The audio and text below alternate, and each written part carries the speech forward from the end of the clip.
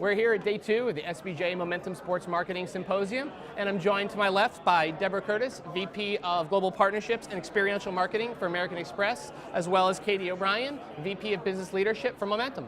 Thank you for joining me. Thank you. So the topic of the panel was about brand ambassadors, but really when you boil down brand ambassadors, it's about the fans, right? How do we understand the needs of the fan to build that relationship? Can you talk a little bit about what helps you understand those needs and maybe the pain points of the fans at a property? It's funny because we often get asked this question, and it's almost rooted in our culture. We're a 166-year-old company. We didn't start as a credit card company. We started as a freight forwarding business.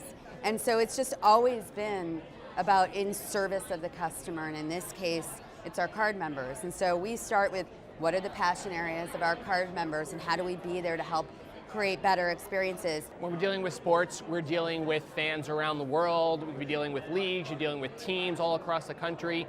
How do we make sure the messaging resonates with a fan in California versus a fan in New York? We get into it. We understand what makes a dub nation, what makes the dubs, what makes the 12s, the 12s.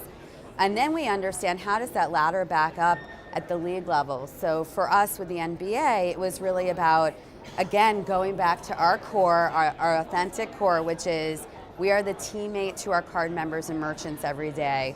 Therefore, we are the teammate to the NBA fan, and that manifests itself both at the league level in terms of how can we engage that at-home fan, but at the local level with All for Dub Nation, which is really about understanding that Warriors fan, what they need, what they want at the local level, and then being able to amplify that, certainly through the league partnership. So we're really looking at both, but at the core of it, you have to get into what makes that fan unique and be able to deliver an elevated experience based on those insights.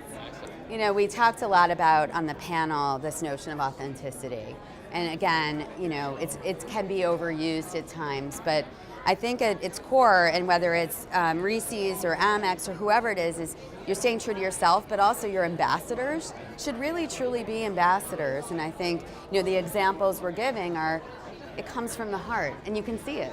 And so I think those examples usually resonate from the reality and the authenticity of however that ambassadorship is coming to life. Well, back to your partnership point as well, in that it's less about an endorsement and more about a partnership between the athlete or the talent and the brand.